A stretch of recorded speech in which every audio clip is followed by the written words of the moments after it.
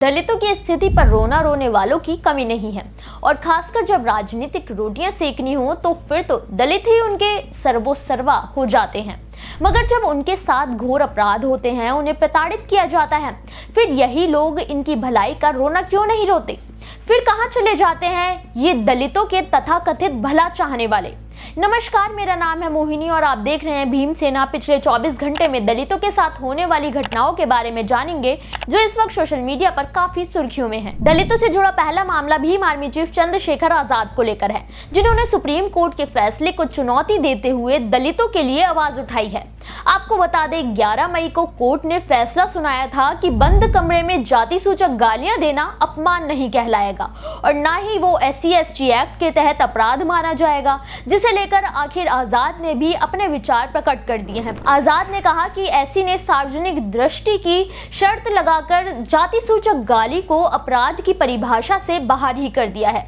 ये फैसला न्याय की मूल भावना के खिलाफ है। इस तरह के फैसले केवल SC/ST कानून को कमजोर करने के लिए किए जा रहे हैं, जो कि चिंताजनक और दुर्भावनापूर्ण है। उन्होंने कोर्ट से सवाल किया कि क्या अब दलितों का अपमान लोकेशन और किस माध्यम से किया गया है, उसे देखकर तय किया जाएगा कि अपमान हुआ है या नहीं। क्या फोन पर या बंद कमरे में किया गया जातीय अपमान अपराध नहीं है? क्या उससे भावनाओं को ठेस नहीं पहुंचती या उससे मानसिक आघात नहीं होता? आजाद ने यह भी कहा कि वो कोर्ट का पूरा सम्मान करते हैं, लेकिन इस तरह के फैसले दलितों के प्रति न्याय को कमजोर करेंगे, इसलिए वो जल्द ही इस पर पुनर्विचार याचिका दायर करने वाले हैं। ऐसे में देखना ये होगा कि पहले कोलकाता हाई कोर्ट और फिर अब सुप्रीम कोर्ट दोनों ने ही इस तरह का फैसला सुनाया है। ऐसे में क्या आजाद की याचिका से बदलाव होगा? दलितों से जुड़ा अगला मामला हरियाणा के कैथल से है, जहां दलितों की भावनाओं को ठेस पहुंचाने के लिए चमार रेजिमेंट स्मारक को जातिवादी आतंकियों ने क्षतिग्रस्त कर दिया है।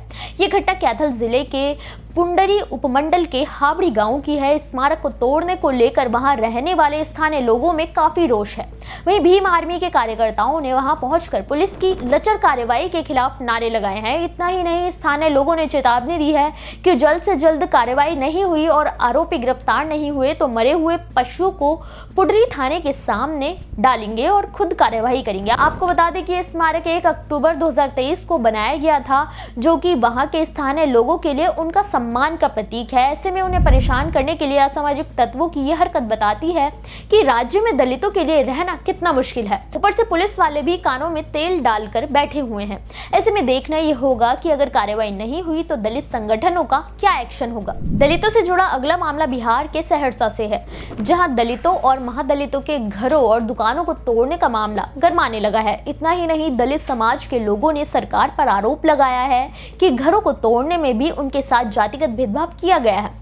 ये घटना सहरसा के सौरा बाजार नगर पंचायत क्षेत्र की है, जहां सरकारी जमीन पर अतिक्रमण हटाने के लिए वहां पर प्रशासन ने बुलडोजर चलवा दिया। हैरानी की बात तो यह है कि केवल दलितों और महादलितों की झोपड़ियों को ही तबाह किया गया, जबकि प्रभावशाली लोगों ने जो अवैध कब्जा किया था उन पर कोई कार्रवाई नहीं हुई है। अगर वाकई में कब्जा हटाने की नीयत होती तो सबके घर तोड़े जाते, लेकिन यह प्रशासन की नीयत केवल दलितों को उजाड़ना था। पीड़ितों ने जिला प्रशासन से वैकल्पिक रहने के लिए जगह देने की अर्जी की है, लेकिन याचिका पर अब तक कोई जवाब नहीं आया है, जिससे प्रभावित दलित लोग बेघर हो गए हैं। वहीं सरकारी जमीन पर कुछ भूमाफियाओं ने भी कब्जा कर पक्के मकान बनाए और गैर कानूनी काम कर रहे हैं, लेकिन सरकार उनके खिलाफ कार्रवाई करने के बजाय उन्हें संरक्षण दे रही है।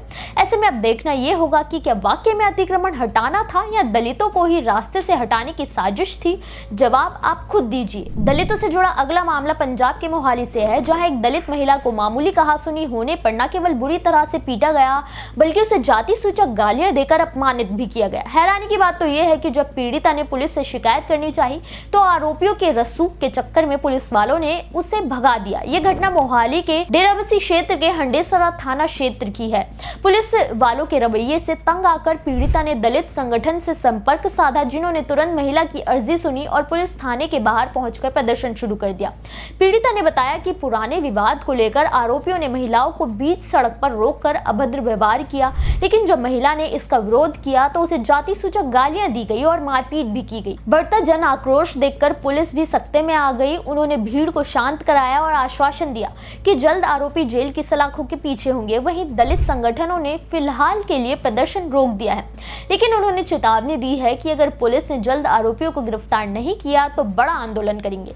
ऐसे में देखना ये होगा कि आखिर पुलिस जो अब तक इतनी ढीली थी, क्या वाकई में कार्रवाई कर आरोपियों को गिरफ्तार करेगी या ये केवल बातें ही थी। दलितों से जुड़ा अगला मामला उत्तर प्रदेश के झांसी से है, जहां दलितों को अब तक आपराधिक मामलों में न्याय के लिए आंदोलन करना पड़ता था, लेकिन अब तो अपने लिए बेसिक सुविधाओं के लिए भी आंदोलन का ही सहारा लेना पड़ रहा है। ताजा मामला झांसी के महिसागंज थाना क्षेत्र का है, जहां दलित संगठनों ने पेयजल की समस्या से त्रस्त होकर जल निगम के बाहर अर्थी प्रदर्शन किया। कांग्रेस के पूर्व मंत्री प्रदीप जैन भी इस मौके पर दलित समाज के पीड़ितों के साथ मौजूद थे। दलित पुरुषों और महिलाओं ने अपनी आपबीती बताते हुए कहा कि कई सालों से इस इलाके में पानी नहीं है। महिलाओं को कई किलोमीटर दूर जाना पड़ता है। जब 2024 में उन लोगों ने प्रदर्शन किया तो अमृत पेयजल योजना के तहत कुछ जगहों पर पानी की लाइन लगाई गई, लेकिन अब भी 50% से ज्यादा लोगों के घरों में पानी नहीं आता है। ये इलाका दलित बहुल इलाका है, जिन्हें अक्सर पानी के लिए जातिगत भेदभाव सहना पड़ता है। इस इलाके में करीब 25,000 की आबादी है। शिकायत करने के लिए लोग फोन करते हैं तो कंट्रोल रूम फोन नहीं उठाता है। लोगों ने चेतावनी दी है कि अगर जल्द से जल्द पानी की समस्या का समाधान नहीं हुआ तो दलित समाज के लोग वहीं पर अपनी जान दे देंगे। हालांकि प्रशासन ने आश्वासन दिया है कि 7 दिनों के अंदर इस समस्या को सुलझा दिया जाएगा। ऐसे में देखना यह होगा कि क्या दलितों की ये समस्या का समाधान 7 दिनों में हो जाएगा। आपको क्या लगता है? दलितों से जुड़े इन खबरों पर आपकी क्या राय है? हमें कमेंट करके जरूर बताइए।